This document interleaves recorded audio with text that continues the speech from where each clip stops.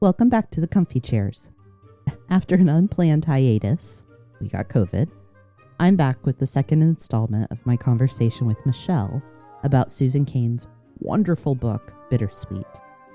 We ended the last episode talking about how music and concerts can evoke euphoria and sadness in us, or bittersweetness, and they can even provide a display of great leadership. So we'll pick up there and start the conversation turning to one of my favorite subjects, creativity. Susan Cain, opens this book talking about music. Mm-hmm. The Cellist of Sarajevo, Mm-hmm. Leonard Cohen. Yes. Oh, yes. But yes. Goes on to continue to talk about creativity and how Mm-hmm. we can turn loss and sorrow into art, and defining art in a broad term. Mm-hmm. It doesn't have to be, painting or drawing something or even music, but that creative offering, this idea that the thing that hurts you points you in the direction of where you should look for purpose. Isn't that what's the question that she asks about that is, she asks a question like, what do you do? How do you, I don't know. I don't remember what the question is. Let me go see if I can find it. Yeah, you know what I'm talking about though, right? That she... Yeah.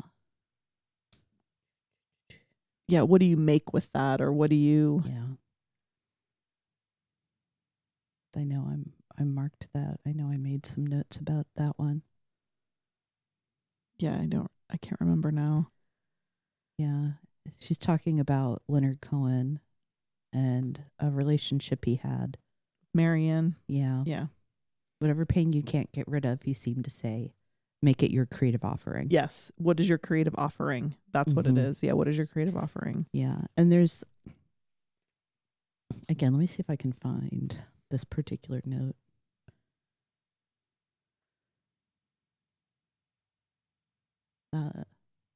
This is in the conversation about Sufism. Longing is the core of the mystery. Longing itself brings the cure. Mm-hmm. Yes. And the note I made for myself is the sense of longing points us to that for which we long. Yes. I actually really love the idea that pang, our sorrow, our desire, it can be the map, the compass that brings us to our purpose. Yes. Yes. I think about, because one of the things I want to make certain that we talk about, for people, I would say like us, going back to what we talked about earlier, in our warm-up times, who are intent on living and working with purpose. Mm-hmm. What does all of this, what does Bittersweet have to teach us? Right. I mean, I think there's so many lessons in the book, and I probably can't recommend it enough, but I definitely think that the bittersweet, as she calls it, the longing and the melancholy, the bittersweet is it is probably that which we should reward in ourselves and others more than we do. Mm-hmm. We don't reward it in leadership. No. It's not typically rewarded in leadership. We don't reward it in ourselves. We try to beat it down, like we talked about, like get rid of fear, get rid of anger. Can we shut out disgust and sadness? Just go away. I think that's, I mean, thematically, I think that's probably one of the big lessons is embracing the bittersweet as opposed to repelling it, which is the inclination of this society. Yeah, well, it's, she defines longing for us, and the mental image it gave me was a vine growing, because it's that idea of, growth towards something, reaching, making long to get to a goal or a thing, and that our sorrow and our longing teach us how to grow. Yeah.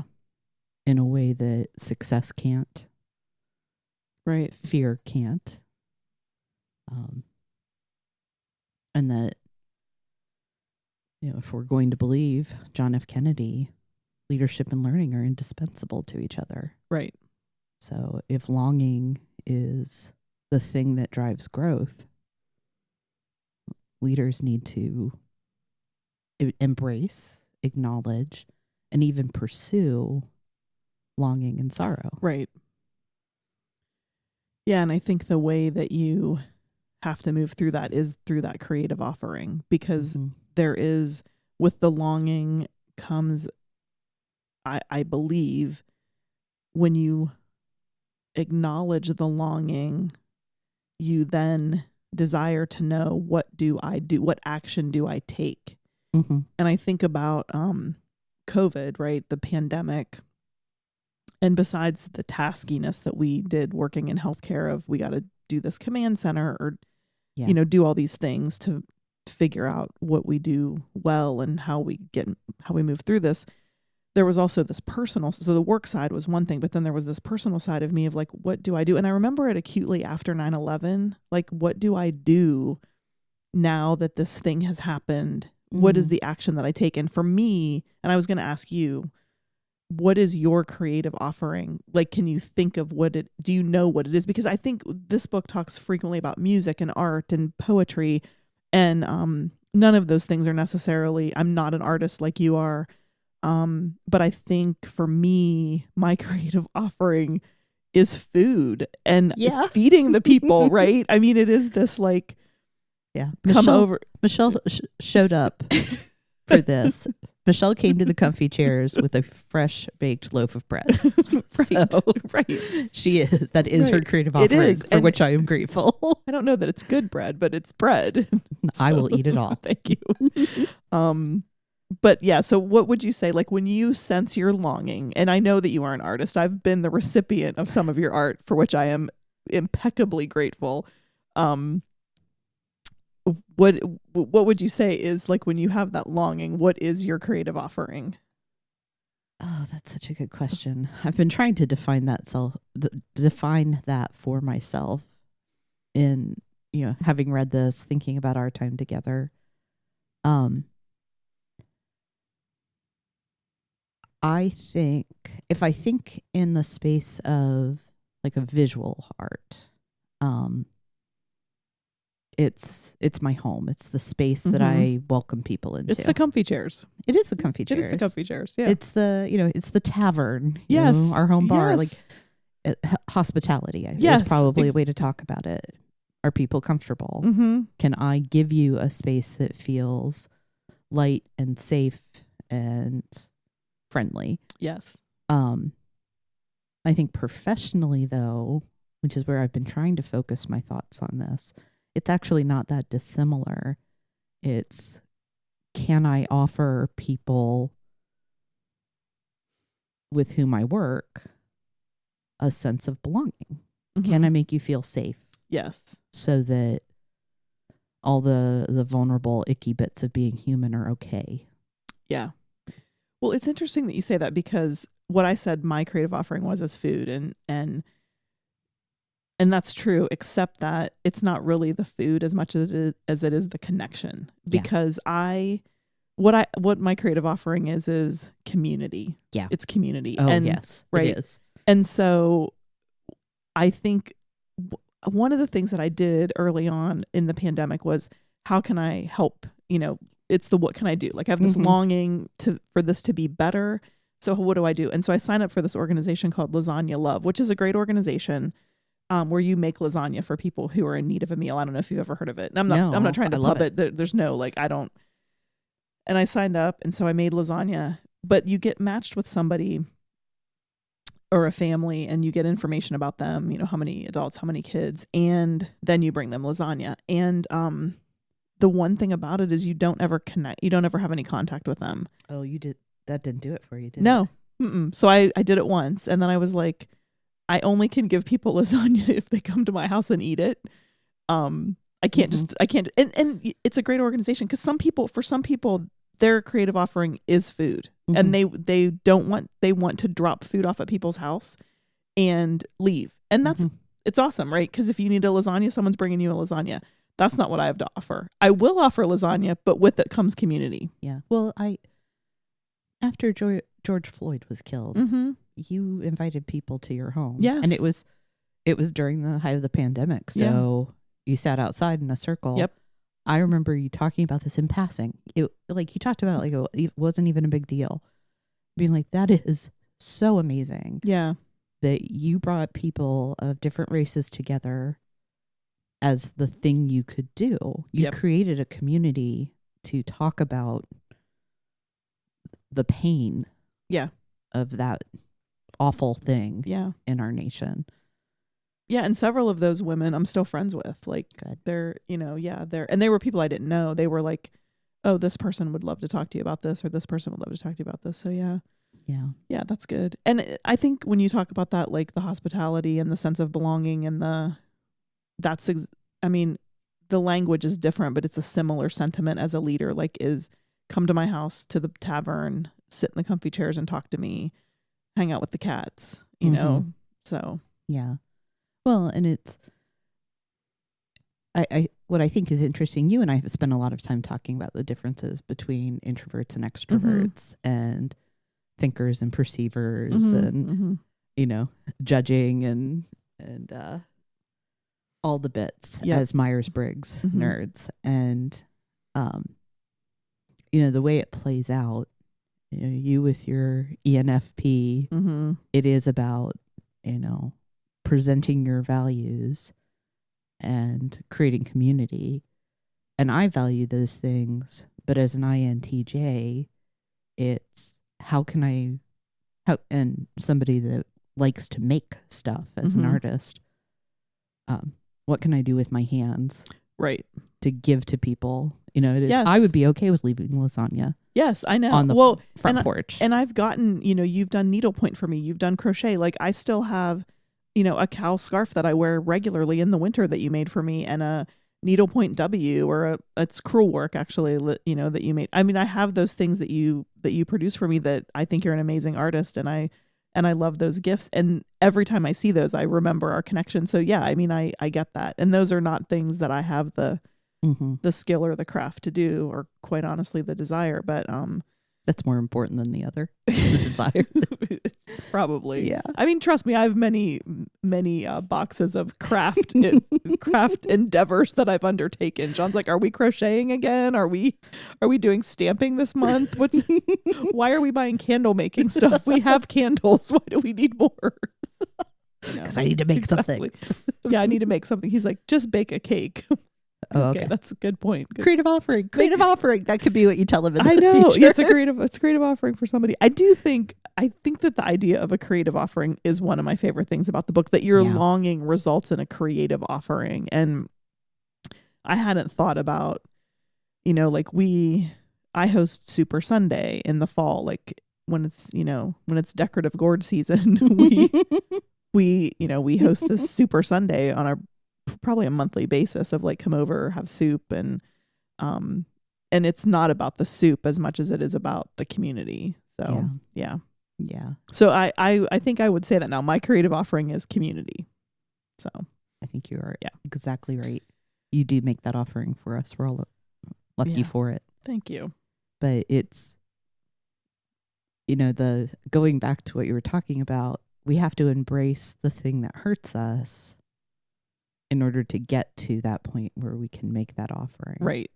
And without the embrace, there's no community. Right. So, I'm going to say some things that are assuming what it is that has brought you to offering community, but,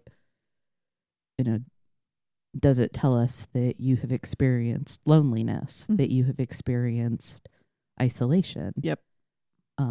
And that by acknowledging that those have happened to you and that it hurt you deeply, it made you capable.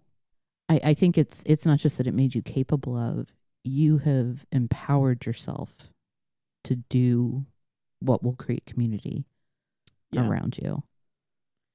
Yeah, and I mean, at the end of the day, right, that's probably because that's what I want, right? And so we want to invite people into the thing that we want. Yeah. Probably. So, Yeah. And we don't find that out without facing the sticky bits. Right. Yeah, the thing or the things that we need, the longing, right? It's the longing. I long for deep connection. That's a longing that I have. Yeah. Well, I want people to experience a sense of I can be my authentic self around Kate because I've been judged for being Kate. Oh, yeah. Yeah. Yeah. You know, that makes sense. Hey, I felt this awful thing and I don't want you to have it as well. Right. Yeah, and you do that well. You do make people feel safe.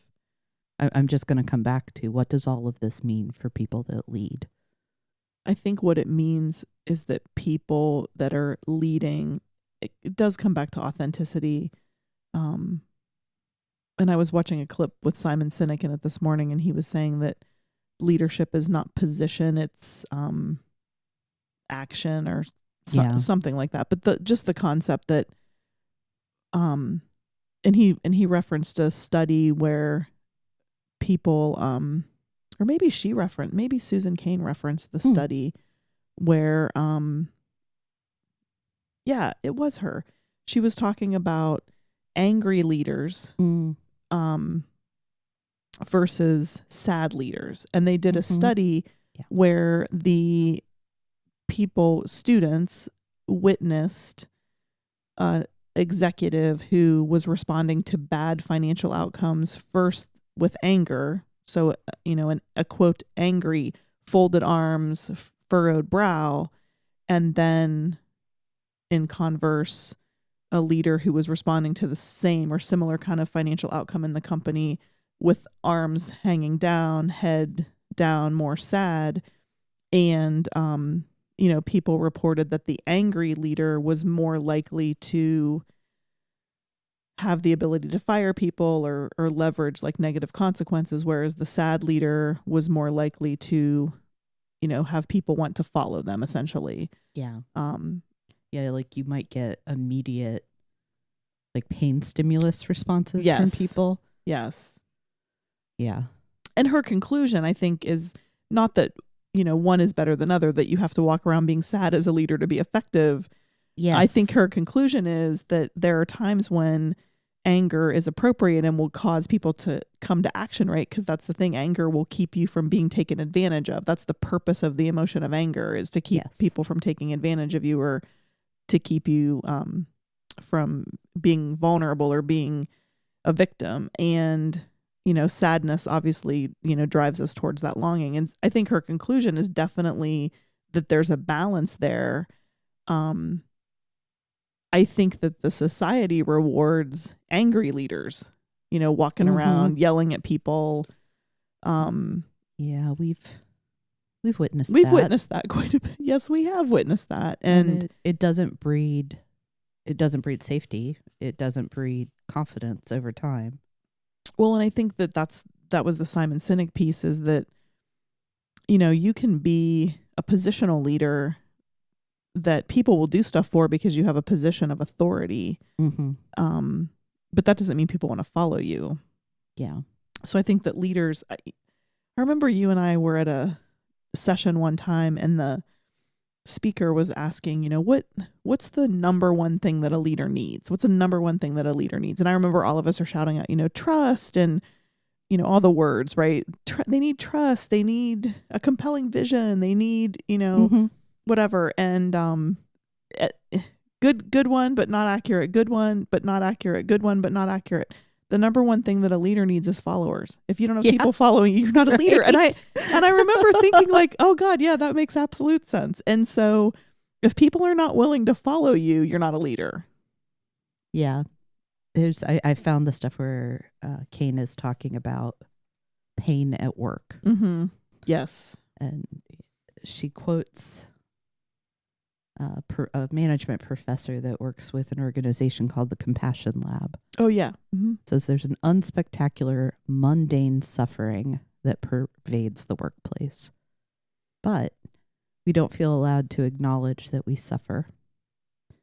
We endure way more than we should, and can, because we downplay what it's actually doing to us. Mm-hmm. Yes. And I would kind of tongue-in-cheek describe that as work is killing us softly. Yes. Yeah. Yes. Yeah. Because we never talk about it. Mm-hmm. I mean, I don't know how many workplaces have fully debriefed what happened with the pandemic. I mean, it was chaotic. And, working in healthcare, we thought initially, okay, we're going to stand up this command center a couple of weeks. It'll be over. Mm-hmm. 3 years later, and I'm still getting ads for and questioning, when do I get my next vaccine? I'm still wearing a mask on a plane when I travel. I'm, Mm-hmm. all of those things. So, and at no place did I had an opportunity to say, man, that I don't even remember what happened in 2020 and 2021. Like what was I doing? Right. What happened? Where are the, yeah. Well, it's the shared stress. And then, I think about all the individual stories. Mm-hmm. This is the first time, honestly, that I've ever even kind of gone back and thought about some of that. And why haven't we talked about this? That's one of the, because you keep moving forward. and one of the things that I would say I have a longing for is, and I'm not longing for the past, but I'm longing for a moment to talk about and process through and get closure or movement on what happened. Mm-hmm. And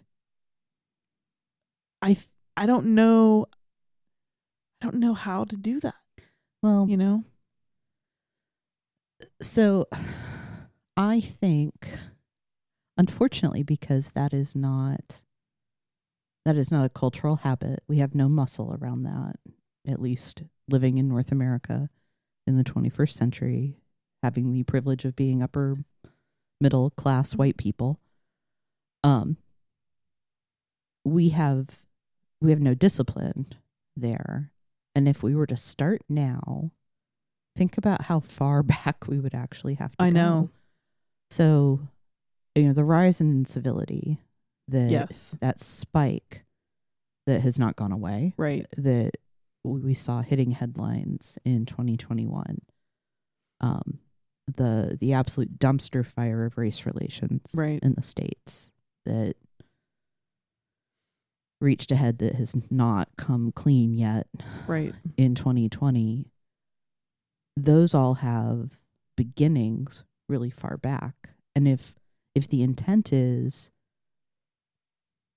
to do like a personal root cause analysis, if you will, mm-hmm. the things that hurt us today as a society and as individuals go so far back, we would lose time. And we don't tolerate the loss of time very well, which we could probably connect to the whole like sense of impermanence and fear of dying. However, in the States, it's that time is money. So we're being driven by, we must produce. But I think you're talking about something that could heal us all if we could just say, I hurt right now. Yeah. Yes. Yeah. Yes. That's a really good point. And I think there's value in root cause analysis. I think there's value in anthropology and the study of how the past affects the present and could affect the future. I think there's more value in saying, whenever it happened, whatever happened, I hurt right now. Yeah. And I long for something because of that. Yeah. Yeah. And asking ourselves reasonably, what would it take for me to heal today? Right. Yeah. Right. Because it's the longing that brings the healing, or the acknowledgement of the longing. Yeah. Maybe. I think I would agree. I think acknowledging the fact that I have pain is then the moment where you can treat the pain. Right. Exactly. Yeah. I was thinking of that because, until you can say, yeah, it hurts bad enough that I need something. Well, lady that just had the emergency appendectomy. Exactly. Yes. If you had not acknowledged that pain, what would have happened? Right. Right. Well, unpleasantness. I don't know what would have happened. I don't. Yeah. I mean, I'm sure there are some people that are like, I'll just power through and they end up with a ruptured appendix. I was not one of those people. I was like, ooh, that hurts really bad and it's all on the right side. That's got to mean something. So yeah. Yeah. And it did. I mean, who gets appendicitis at 53? But apparently I do. I save all the childhood illness or the young adult illnesses. I got mono at 40. So, you know. Well, I got hand, foot, and mouth Oh, God. 2 years ago. Okay. All right. So you get toddler illnesses in adulthood. Right. All right. I haven't had any toddler illnesses for a while, but I think that's just more proof that I'm basically a 5-year-old. exactly. That's exactly. Yes, that is. Bring Wow. me my fruit snacks. Seriously. Let me have a nap. Get me some applesauce. That's so funny. Oh my gosh. Just like a I didn't know that, but geez. Yeah. All right. So what else? What did you find most challenging about not just the book, but the whole living a bittersweet life? I hate to say this, but I think the thing that always challenges me when I read books like this is the self-indulgent. That is what I find challenging about books like this, you know, this genre of like self-examination and even like societal examination about where we are is this indulgent? Should I just get back to work? Right. Am I navel gazing, or Exactly.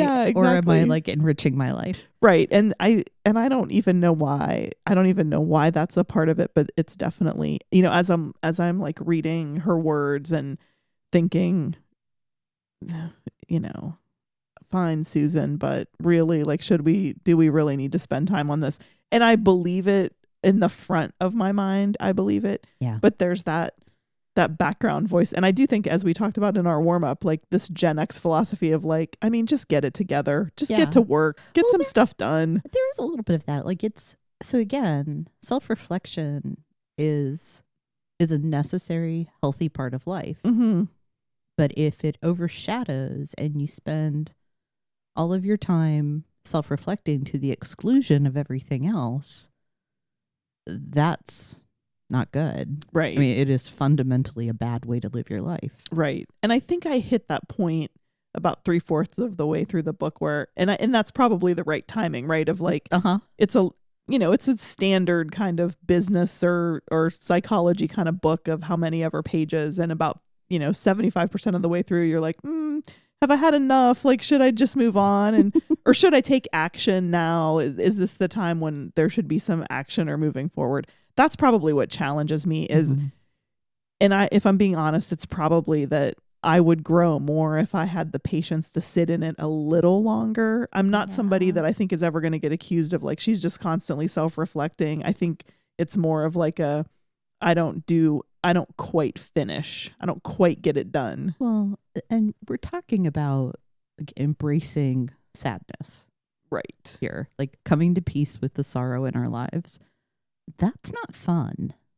Right. So that friction, that discomfort that you could feel, some of it may come from I don't want to be self-indulgent. I don't want to spend all my time like picking at my wounds. Mm-hmm. But it could also come from, oh, you're pressing on a bruise and that hurts. Yeah. Yeah. Not that I'm not advocating pressing on bruises by any sense. Please don't.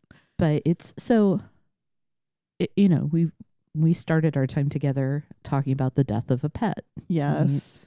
Right? And the way I talked about losing my 16-year-old cat unexpectedly was, you know, a few days after, it was like, it's kind of like a bruise. It's a sore spot that I'm sort of aware of, but if I don't touch it, it's okay. Right. And, you know, in the big scheme of things, losing a pet is a small deal. In my day-to-day, it's a really significant loss. Right. Right. And the issue isn't that I'm grieving a pet.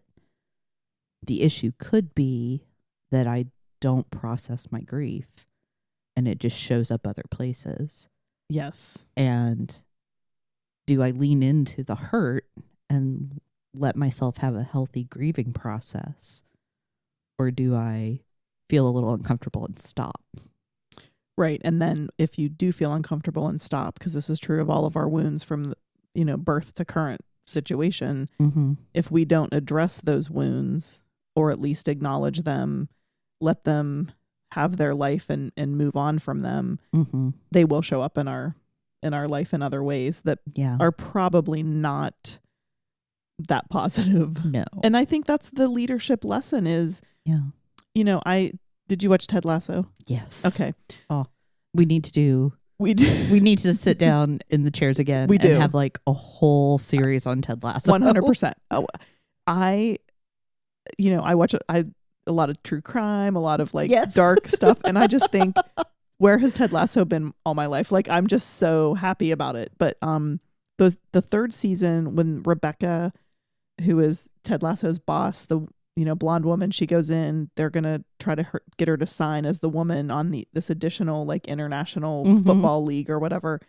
And she looks around the table at all of these men and she is like, what is wrong with you? And immediately it flashes to all of them being little boys. Yeah. And it was so profound for me because I thought, I do that now. I do that thing where when I look at someone, especially a leader that I'm having a difficult time with, I turn my head a little bit and think, there's a little boy in there, or there's a little girl in there that got hurt really badly and they haven't dealt with it. And that's why this behavior is coming out. Mm-hmm.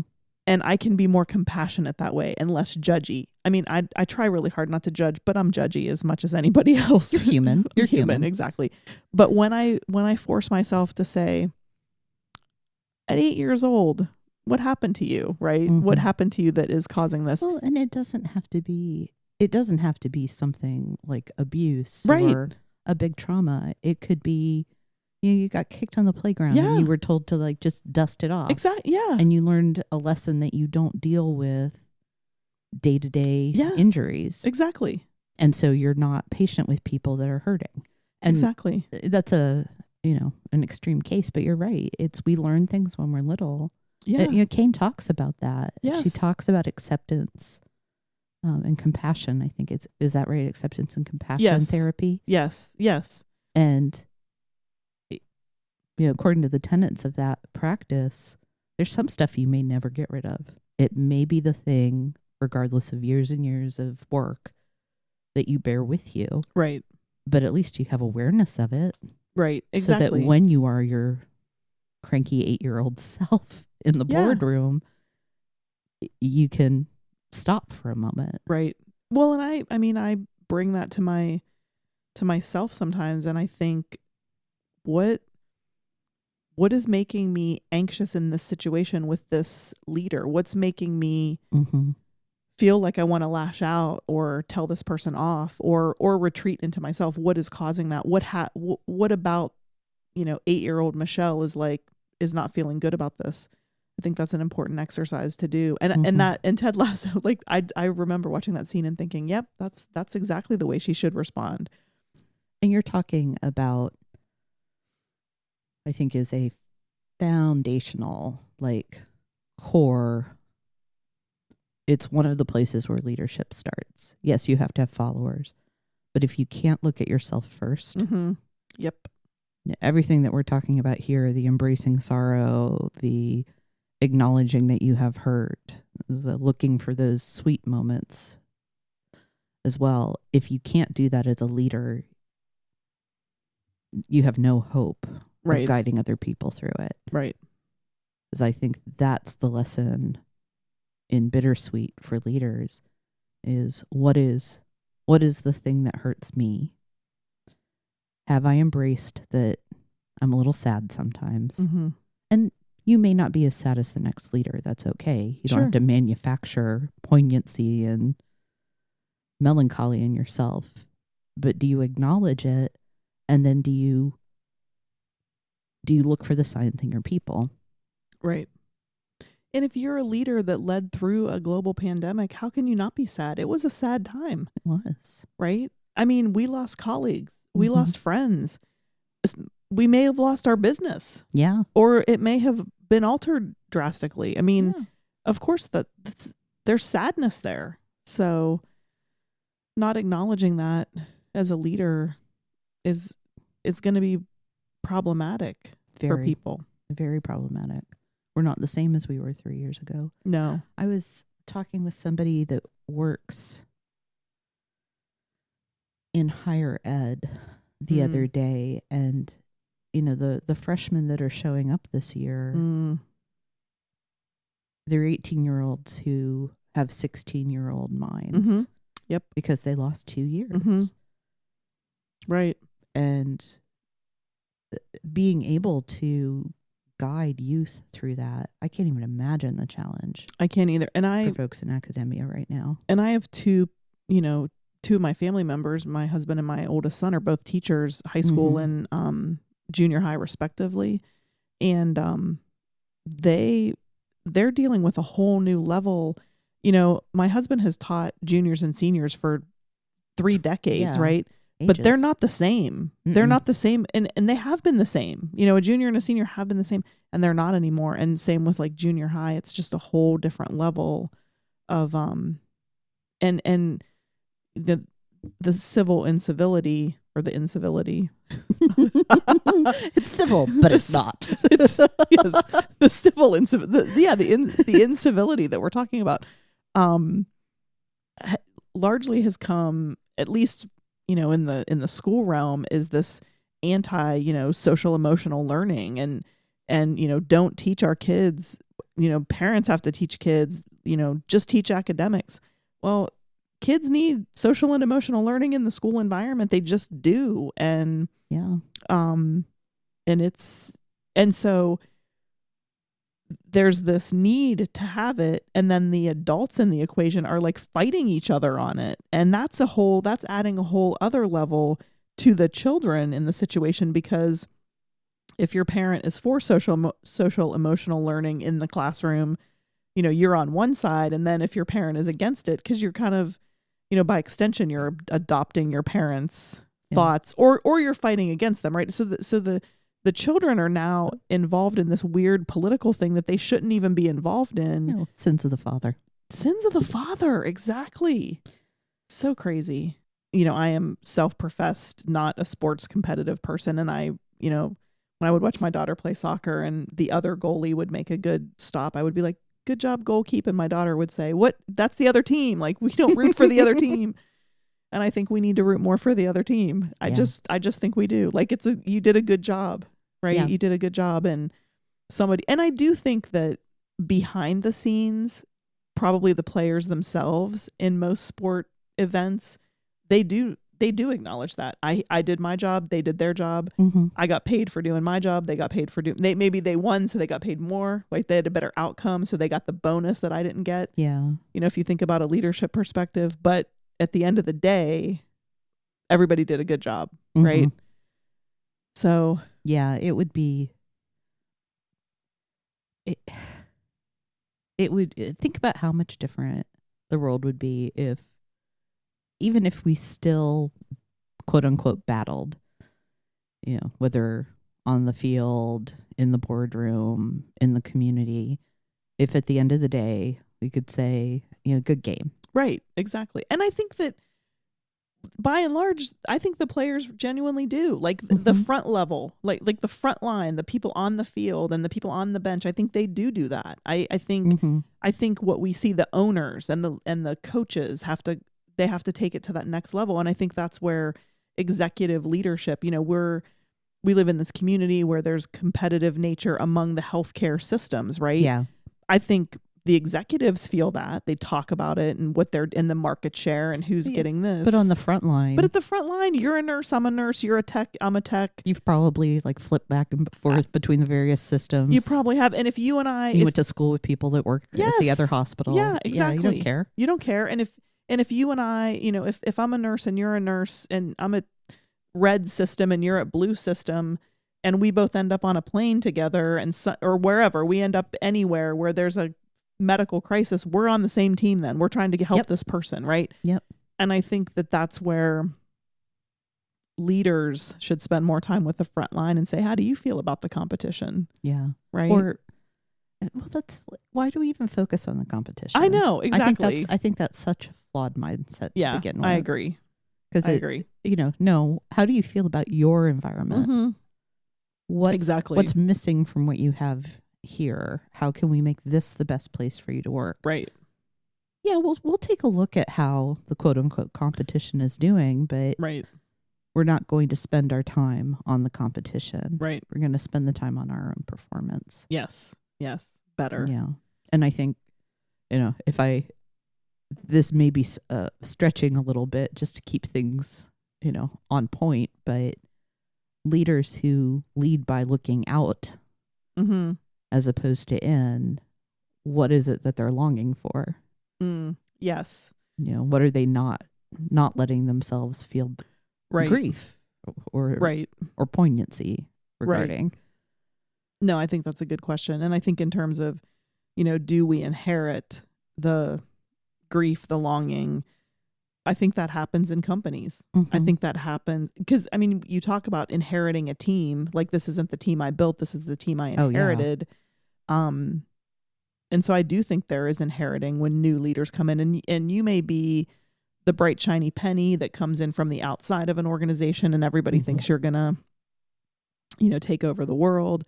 And I think that's one of the things about Ted Lasso I love, and also, is a little bit challenging because he was the underdog that, like, you didn't work in this industry, so to speak. Like, mm-hmm. we hear, well, they don't have any XYZ experience. How can they be any good at this? Well, he didn't have soccer experience or, European football experience or whatever. He didn't have that experience, but he was this amazing leader despite his anxiety disorder and all of that. And, some of that, because he went from worst to first, was a little contrived, over 3 seasons. And when Trent Krim hands him the manuscript at the end and he says, "Hey, great, loved it, change the title. It's not about me and never was." That's leadership, right? Yeah.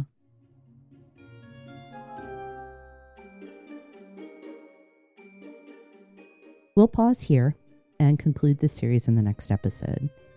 Until then, I want to invite you to think about what you believe great leadership looks like. Do you agree with Michelle? Is it ultimately not about the leader? Or does it take an entirely different form in your experience? I would love to hear your thoughts. I'll see you next time in the comfy chairs.